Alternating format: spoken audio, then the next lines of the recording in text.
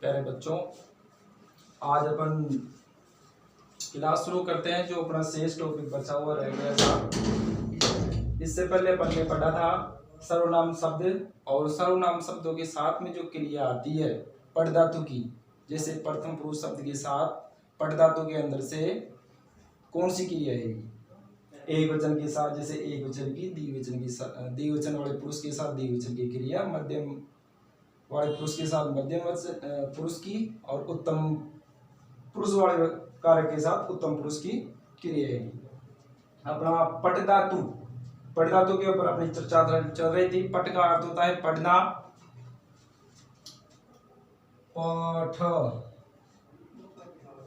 पट का अर्थ होता है पढ़ना। धातु उसका अर्थ आ गया था। धातु का अर्थ होता है क्रिया। आज अपना दूसरा लकार चलेगा, दृढ़ लकार। प्रथम लकार हो गया था लट लकार। दृढ़ लकार का अर्थ होता है भविष्य काल।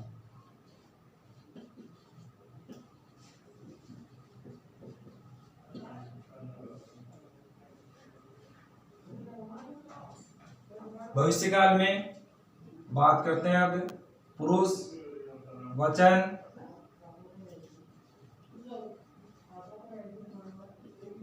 तो पुरुष 3 होते हैं, वचन भी 3 होते हैं। एक वचन, द्विवचन और बहुवचन।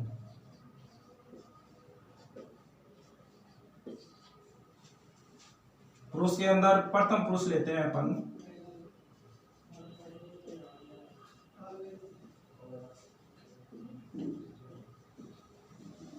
ये जो अपन पढ़ रहे हैं, जब तक अपने को ये अच्छी तरह से याद नहीं होगा तो अपन संस्कृत की बुक के अंदर आगे कुछ भी नहीं कर सकते। अपने को जैसे श्लोक हुए, गद्य पाठ हुए, पद्य पाठ हुए, तो उनका हिंदी अर्थ अध्यापक तो पढ़ाता रहेगा, आपको लिखवाएगा भी प्रत्येक लाइन का कि भावार्थ की इस पद्य का यह अर्थ होता है, इस श्लोक का यह अर्थ होता है। लेकिन जब तक अपने को पकड़ रहेगी, नॉलेज रहेगी कि इस कर्ता कारक के साथ ये क्रिया आती है, इसका यह अर्थ होता है, तो अपन उसका भावार्थ अध्यापक पढ़ाएगा, तो उसके साथ साथ अपने मन में ऑटोमेटिकली आता रहेगा कि इस लाइन का ये अर्थ होने वाला है। तो अपने को खुद को अपना अनुभव हो जाएगा कि अपने को संस्कृत इतनी अच्छी तरह से आती है।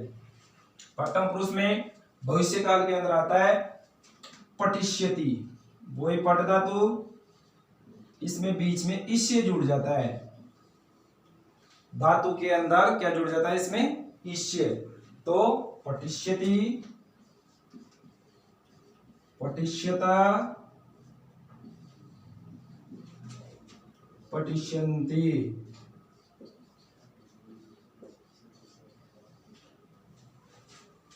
मध्यम पुरुष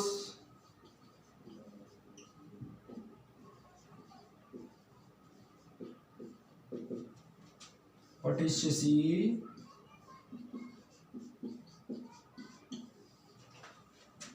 पठिष्यत,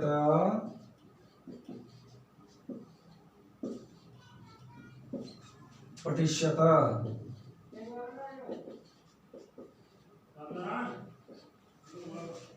उत्तम पुरुष के अंतर्गत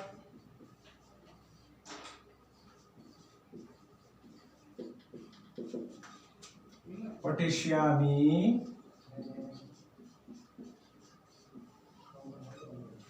पठिष्याव,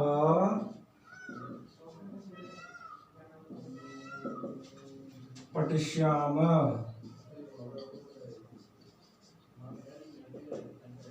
देखिए, आइए एक बार पुनः अपन इसका रिवीजन करते हैं। जो लट लकार था अपना, उसमें और इन शब्दों में केवल यही अंतर है कि इसके अंदर बीच में इस से जुड़ गया। क्या जुड़ गया? इस से जुड़ गया। उसमें पट था, इसमें पट धातु और इसके बीच में क्या जुड़ गया? इससे, तो ये हो गया पठिष्यति। तो पठिष्यति, पठिष्यत, पठिष्यन्ति, पठिष्यसि, पठिष्यत। तलवार वाला नहीं, थाली वाला था। पठिष्यत, पठिष्यामि, पठिष्याव, पठिष्याम। केवल अंतर यहाँ पर और यहाँ पर इतना ही है, यहाँ पर विसर्ग है और यहाँ पर ये थ अकेला है।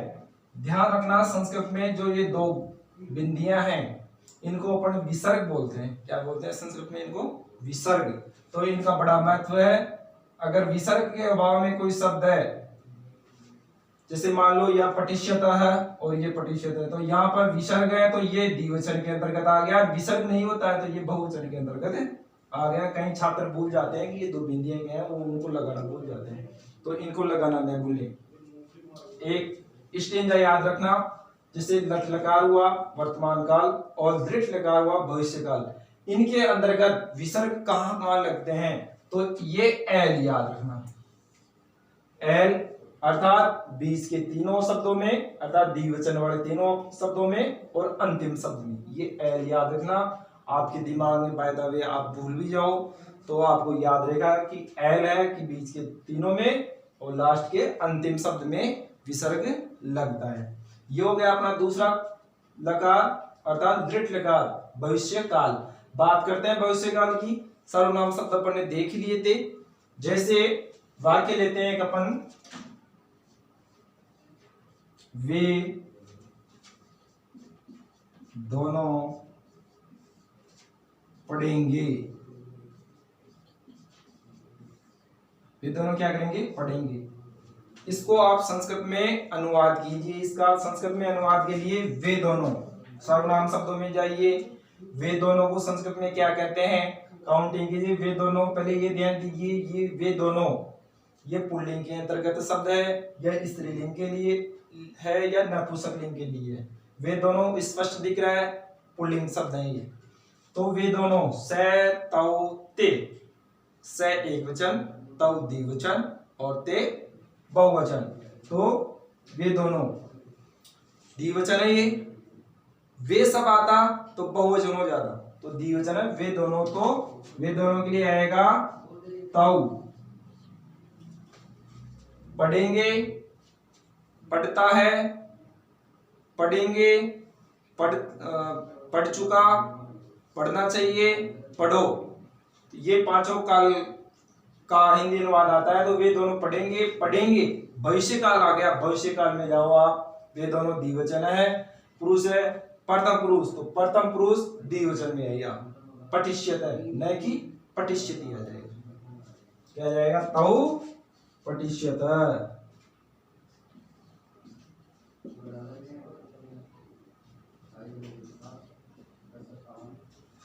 एक वाक्य और लेते हैं, जैसे हम सब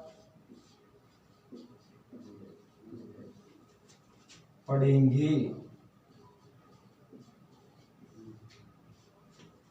हम सब पढ़ेंगे। हम सब को सर्वनाम शब्द में जाइए। हम सब का क्या अर्थ होता है संस्कृत में? अतः क्या बोलते हैं हम सब को संस्कृत के अंदर?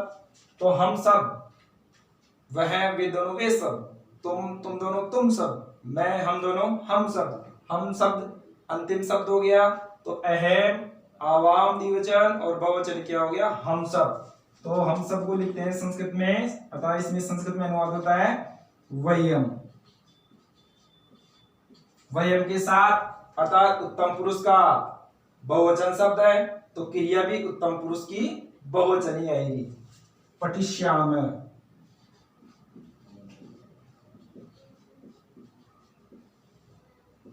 ये हो गया सामान्य हिंदी अनुवाद। इसी तरह तृतीय रूप चलेगा अपना भूतकाल।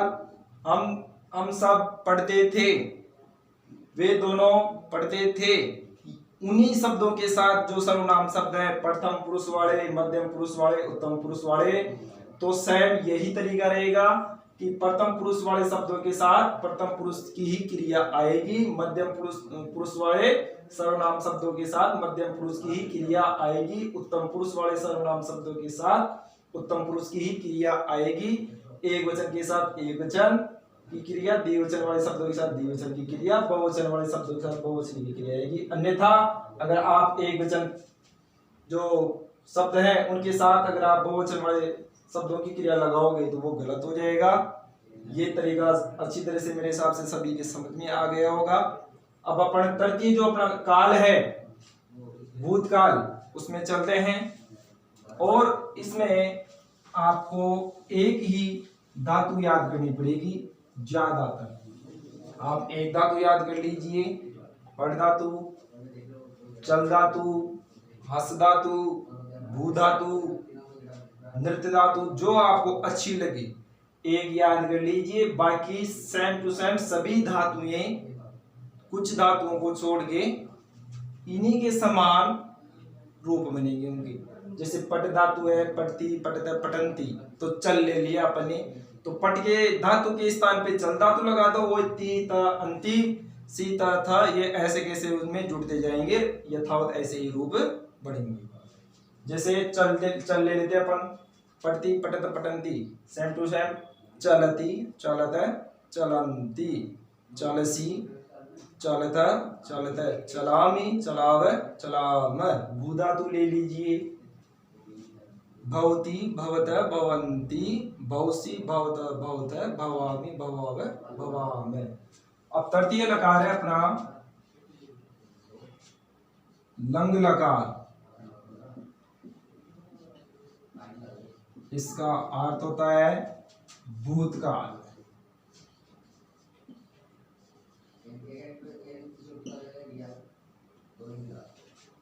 सेम टू सेम पुरुष यथावत रहेंगे, प्रथम पुरुष, मध्यम पुरुष, उत्तम पुरुष।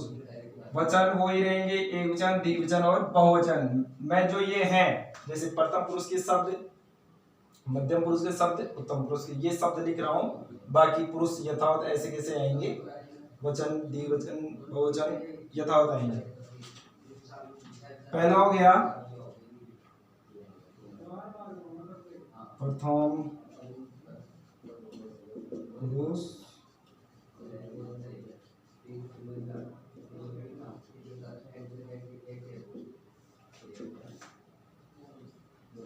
उत्तम पुरुष, एक वचन,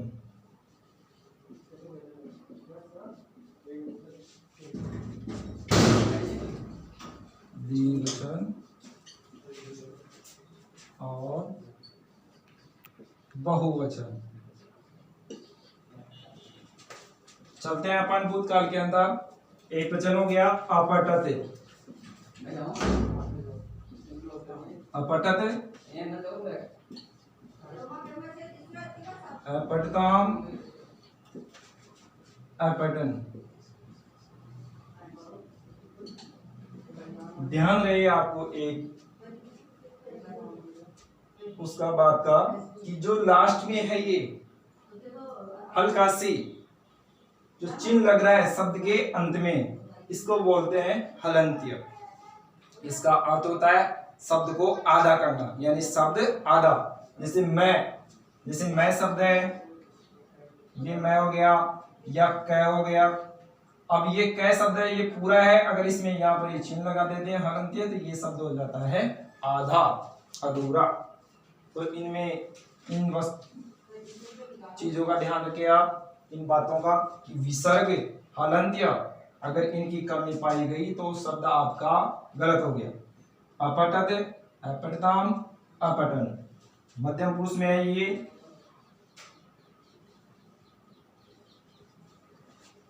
अपठ, ध्यान दे यहाँ पर विसर्ग लगेगा। अपठ,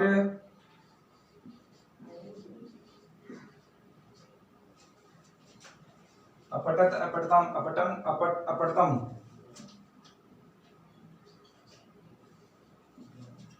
अपठत, अपठम,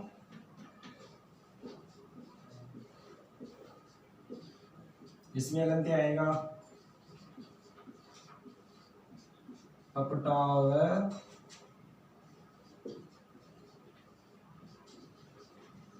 अपटान। ये हो गया आपका भूतकाल। अपन एक वाक्य लेते हैं, ऊपर से मैं थोड़ा साफ कर देता हूं।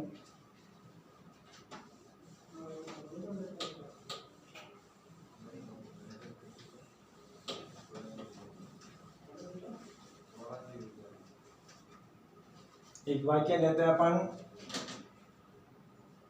वे सब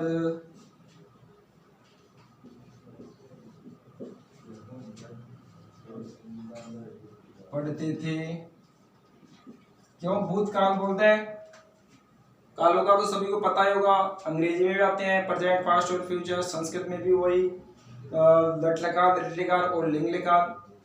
वे सब पढ़ते हैं, तो पढ़ते थे भूतकाल हो गया, पढ़ता है वर्तमान काल, पढ़ रहा है वो, पढ़ता है पढ़ रहा है वर्तमान काल, पढ़ता था भूतकाल, पढ़ेगा भविष्य काल। वे सब पढ़ते थे। चलिए वे सब, वह, वे दोनों, वे सब, प्रथम पुरुष का बहुवचन सर्वनाम शब्द। तो वे सब को संस्कृत में लिखते हैं ते। क्या लिखते हैं? ते। पढ़ते थे, भूतकाल की क्रिया है कि भूतकाल में जाओ आप, तो ये है प्रथम पुरुष का बहुवचन सर्वनाम शब्द। इसके साथ क्रिया है कि भूतकाल की प्रथम पुरुष की बहुवचन की क्रिया, तो ते के साथ आ जाएगा ते अपठन। बिल्कुल सरल है, इसमें कोई समस्या नहीं है कि शब्द आपको अटपटा लगे, कठिन लगे कि इसके साथ क्या क्रिया है। कि पहले आप वाक्य को अच्छी तरह से पढ़िए, समझिए, देखिए कि पुरुष कौन सा है और काल कौन सा है, वर्तमान काल है, भूतकाल है या भविष्य काल है। उसी हिसाब से आप क्रिया को उठाकर पुरुष के साथ रख दीजिए, आपका वाक्य बिल्कुल सही तरीके से आ जाएगा। अब अपन बात करते हैं जो दो शेष बच गए अपने काल, वर्तमान काल हो गया, भविष्य काल हो गया और भूतकाल हो गया। अंतिम नंबर 4 पे आएगा लोट लकार।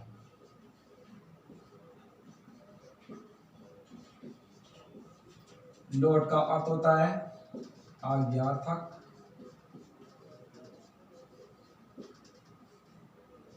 काल।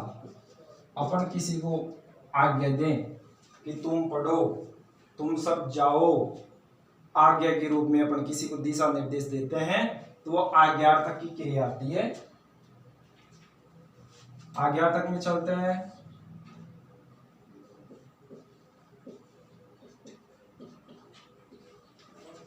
एक वचन,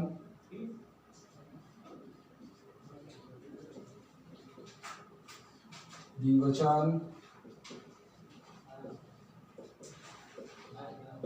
और बहुवचन। प्रथम पुरुष एक वचन आएगा, पठतु, द्विवचन आ जाएगा पठतु, पठता, पठन्तु।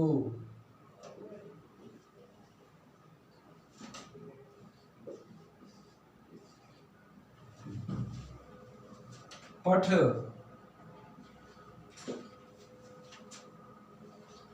पठतम, पठत,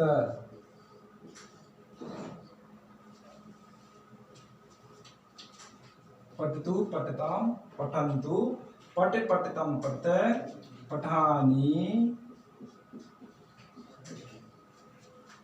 पठाव, पठाम। ये हो गया आपका लोट लकार। सेम है, वही एक वाक्य लेते हैं कि तुम सब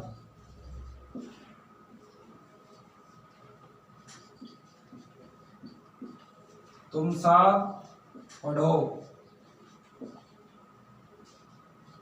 इसका संस्कृत में अनुवाद करना है। तुम सब स्पष्ट है, वह, वे दोनों, वे सब, ये प्रथम पुरुष के हो गए।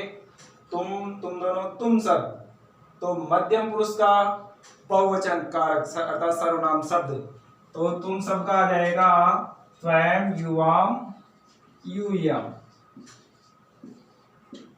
यूयम आ गया सर्वनाम शब्द। अब यूयम शब्द के साथ देखिए आप, मध्यम पुरुष का बहुवचन सर्वनाम शब्द है, तो मध्यम पुरुष की बहुवचन क्या आ जाएगी इसके साथ, इसकी क्रिया, यूयम पठत।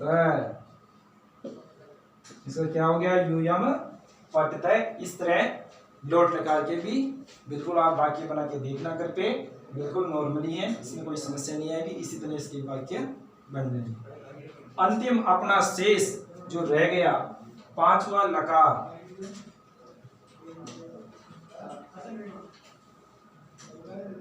वो है अपना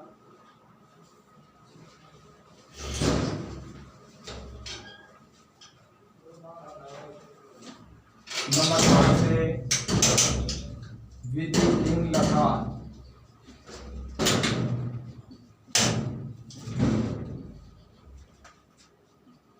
इसका अर्थ होता है चाहिए अर्थ।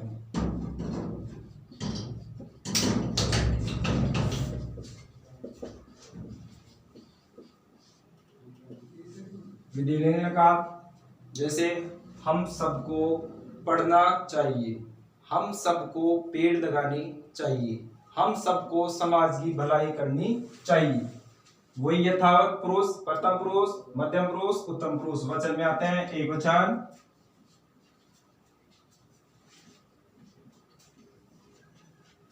द्विवचन और बहुवचन।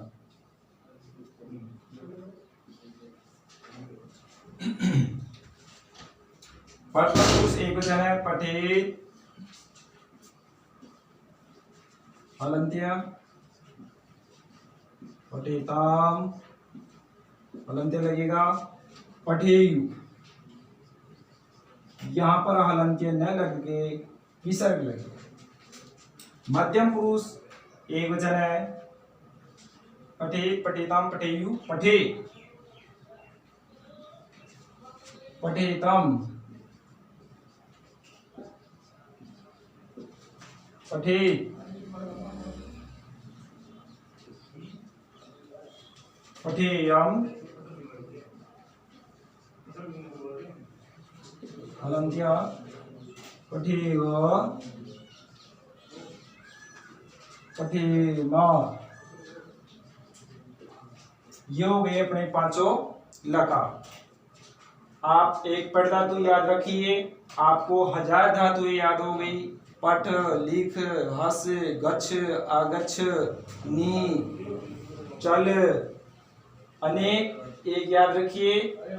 आप 1000 धातुएं बना सकते हैं। तो आज का अपना टॉपिक इतना ही। नमस्कार।